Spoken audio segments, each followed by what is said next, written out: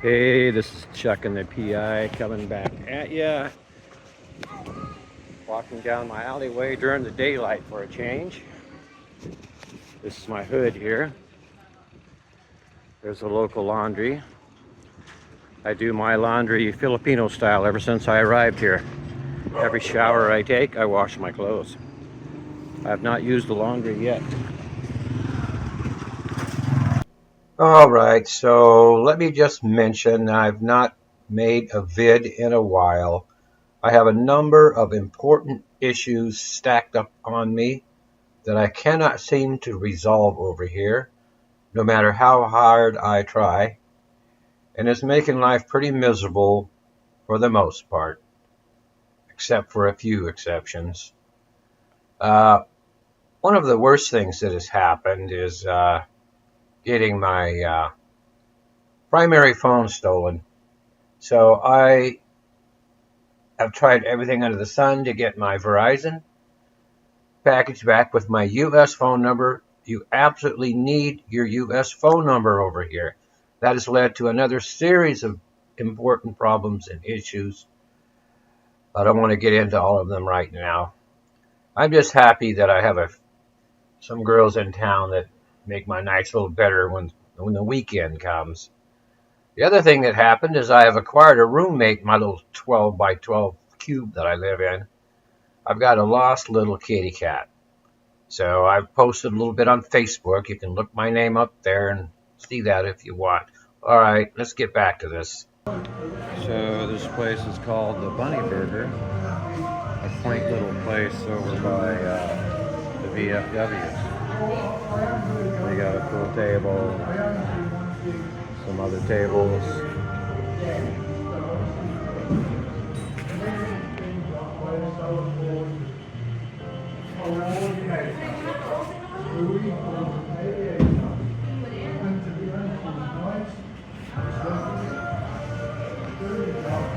Tricycle right there.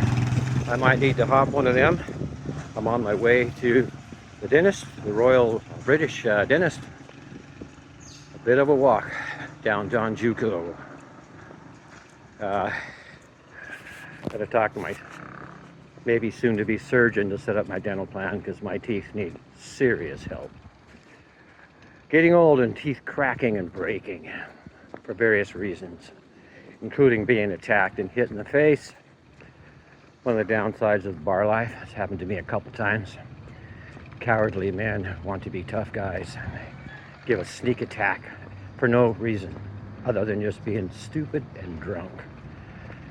Yeah, those are the risks you take. I know people call shit on bar life. I'm just not going to say anything right now. It is what it is. We take our risks. But anyhow, I wanted to talk. Oh, here, look at here. My parachute pants. I got them back from the seamstress. All these zip-up pockets. That's why I brought these things along. All of them. All 5 zippers were wrecked because these come from the 80s. These come from the parachute pants craze. Does anybody remember that? Comment below. That went through the US in the late 80s. Probably by around 1990. That was over. It was all done. But these are genuine ripstop parachute material. There is no degradation. There's no rips or anything in these pants after all these years. Now, 35, 40 years later, trying to put them on me, that's a bit of a challenge. Especially now that I'm no longer starving down in Lapu and moving all over the place. I'm getting more food in me now. So we'll see how long I can keep them on, fit them onto my waist. Yeah. But anyway, yeah, I'm still wearing them. So there's that. I'm on Don Juco now. So I got quite a ways to go to get down here to the dentist. I don't know if I can get lucky and find a jeepney come stopping along here with some room on it, maybe just hop on it and get my way further down the road for 13 pesos. I could certainly afford that. If I'm fortunate enough to get on one of them, I can go all the way to the Friendship station, which is close to Red Street, for 13 pesos. Just to let you all know. They stop all along here. Okay, I'm just going to keep on going here. Well, I think I'm going to go ahead and shut this off for now. Give it a break. I'm on my funky Pixel 7a, which is really getting wonky out here. All right, this is the R&B, a place that I like. Live music, Korean place. If I go in there, I'd be the only white face in there, more than likely. Anyway, I'm in a bit of a clear spot here, getting around some of these obstacles. This guy's standing here. He might be waiting for a jeepney. Do I see one down there? I actually do see one coming this way. Well, all right. Let's see. Let's see what he does. If he pulls over and there's room, I'll probably just hop in it. That's headed for the main gate. Oh, that thing is packed. That thing is packed to the gills. Now I could have jumped on there. I probably could have flagged him down and I jumped on, hold on to the back. This is how we sometimes did this in the Longapo City when we were young. Just jump up there, hold on to the rail, hang outside the back, toss them a peso, and they hand it up to the driver. But anyway, that was then. And some of the vlogging, this is what I'm doing. We're talking about those days. So, who was there? Chime in down below, you know. Hit that subscribe bell. Double tap that bell. We need your help. Because my next topic is about content creators. Recently, there's been, I've noticed most all of the YouTube vloggers from here in the PI are starting to complain about losing views. Their views are melting away. Why is that happening? Yeah, well, the YouTube algorithm is a cruel mistress. It does not care about you. It's working on another set of principles altogether that are digital, electronic, nothing to do with human nature or any of that jazz. So we have to understand that right away. You don't gain anything by being old school or having put your time in, like you're going to build up,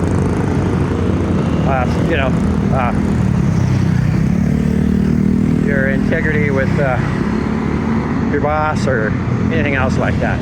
So this is a new age, new time. And I'm old school. I'm an OG YouTuber. I got started back when, just after YouTube came along, 2006. YouTube started in 2005. I was probably one of the first to be monetized. Back then, I was just putting up vids. Basically then, I was not a vlogger. In fact, the word had not even been invented. There's no such thing as a vlog. A vlog, that's like a blogger. Yeah, we heard about them. They were writers, writing on their channels about everything. Vlogging, video writing came along later. But anyway, I received a postcard from Google after they took over YouTube. They were starting this monetization program, which I'd never heard of. And they're going to throw ads up on the video. And I have one video that they like. It was part one. I did a 4-part series on rebuilding your automatic transmission for your GM. General Motors old Turbo 400 became a 4L60E overdrive tranny with a powered by electronics, by solenoids. Anyway, that thing took off after a few months and started really racking up the views, and maybe I was up around 20,000 views. When I got that, they said, we want to monetize that one video. And I go, what the hell? I think I was overseas. I was a merchant marine at the time. So I just, I did whatever and they made it happen. I got signed up with them. And so that started making, small money. You have to accumulate $100 before they'll send you a check. So I did that. Wasn't that much longer, I guess. Sometime later, I received another communication from them, and they says, well, we're opening up our program now. You are now allowed to monetize all of the videos on your channel. So I said, well, what the hell? Well, that's an interesting looking rig. Kind of a truck. But anyhow, yeah, so I went ahead and went about doing that. I had to monetize each individual video, go through the process. It was time consuming. I don't know if I ever did get them all, but I started in, because I had over 100 videos up by then. I still didn't care about any monetization. I don't know. I was reporting on racing and fishing and working on cars and showing people how to do it cheap. Save money, you don't have to take your car to the dealership. Those videos were evergreen, what they call. They just kept going and going. I kept getting views. I still keep getting views on them to this day. Many of them have gone 20, 30,000 views over time. But, so anyway, I did that, and that's how I got my start. I don't know about this club here. It says grand opening November 14th, a couple months ago. Looks pretty empty to me, I don't know. Anyway, I'm getting around all these obstacles, getting right up to the wire on making it over to my dentist.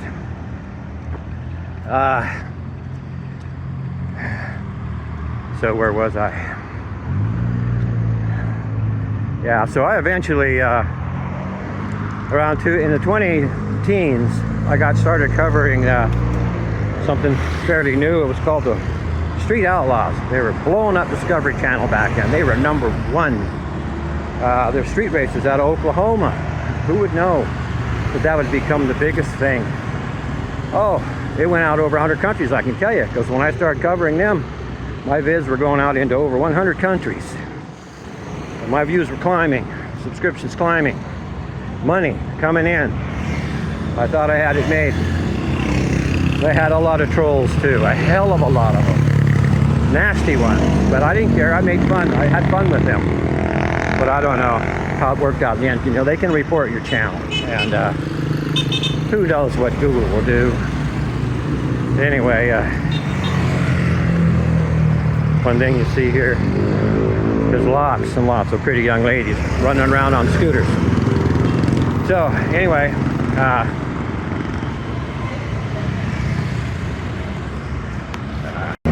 all right, so I have made it on time. The Royal British Medical, Dental and Cosmetic Center. So this is what I'm using. These are considered to be the best, which would make them the most expensive, but my dental issues are pretty serious, so I'm gonna go ahead and step up the plate here. Hi. Thank you, Mom. Okay. I'll just have a seat here, or you guys? Okay. All right then. I got this guy hollering at me for a trike over there, sitting next to that big gorilla. It reminds me of that gorilla in the Tacoma Mall many years ago when I was a kid. He just push started that thing right here. Only in the Phillies, man. Way to go, guys. Yeah, I'm right here in the driveway. 1 hour has gone by. My appointment was at 1. We were done by 2. I've got to say something about this. So, but anyway, yeah, who remembers the name of that gorilla way back 50 years ago in the Tacoma Mall? What was the name of that mall? Anyhow, I don't know why that gorilla sits there. It says shop. Something to do with a shop down here. Yeah, so this trike guy is trying to give me a ride, but I'm going to be walking. I need to walk for an hour. I mean, I can't eat or drink for an hour. So here's the deal. I have to talk about this. Looks like this is shaking up to be another one of these walk and talk vids where you're jumping around all over the place. I don't like doing that. I don't know when I'm going to post this. We're starting our second week of 2005 now, January. Oh, look at this. Another bad boy there. Heimax Timeless Decor. Oh, decorations, huh? Oh man, you want to put that in your front room? Oh yeah, man. Okay. So anyway, yeah, where was I? So I gotta say this. I'm gonna have to do a separate vid on this whole. I got a lot of dental issues, serious, like I said.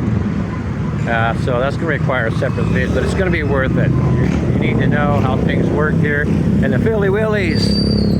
So I went in there. I thought I was gonna have a consultation and a tooth cleaning. So she cleaned my teeth, looked at everything. You got a cavity over here around the back and the bottom molar. It's an old tooth that had a root canal and a gold cap put on it, but the tooth has gone away, like a cavern in there. So that should be filled with something. Food will go in there, and that's been happening. And then she's out looking the back side on the other side, upper tooth. Getting a cavity on the back side of the tooth. I don't know what the hell. Several of them did that. And a couple of them broke in half. Here's this. I don't know what all this is right here. So, there's like a couple grab guys. Look at that. It was something once upon a time. Probably some kind of bar back in the day. Now, this is all that's left. It says, welcome. Welcome. You want to go in there? Check all that out, huh? Yeah, so anyway, where was I? Yeah, I just had to jump out of the way of a trike that came up here on the sidewalk. But looking over here at that, I wonder if somebody lives back in there.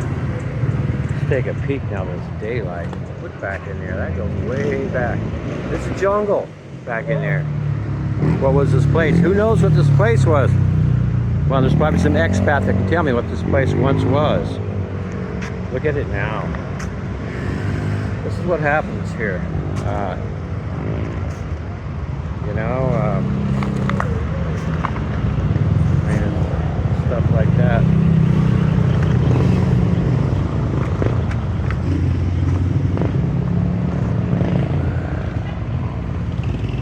What can I say?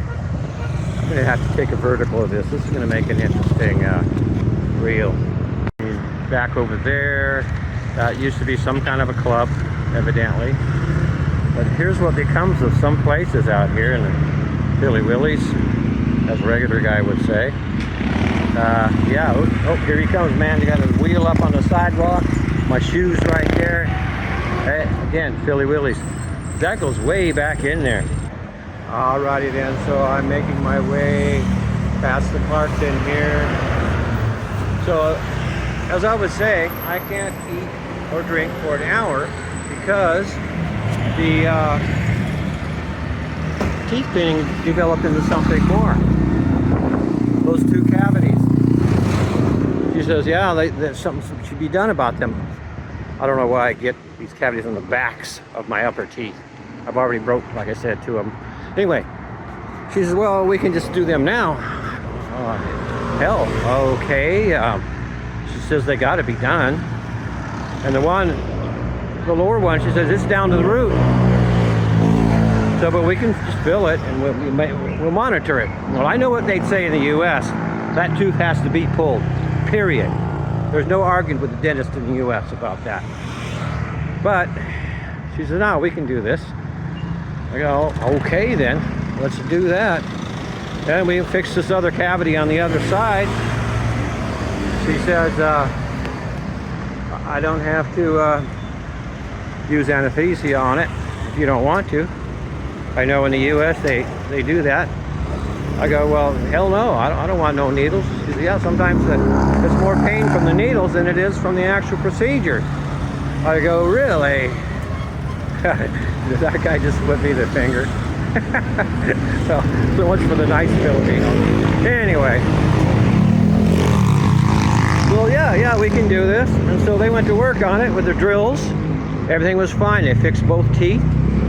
An hour later, I'm out of there. 7,500 pesos. You know, a little over $100 for all of that. Consultation, cleaning, 2 cavities filled. So, you know, there you go. That's why I say I need to do further coverage on this, but I had to throw that in there for now, so people know what's like in the real world. She says, yeah, they, people will sue. She says, this is the direct translation, basically what she said. Liability issues in the U.S. We all know about that come from there. One of the fucked up reasons the way we get the hell out of there, because the way things are over there. Over here it's different. Chuck.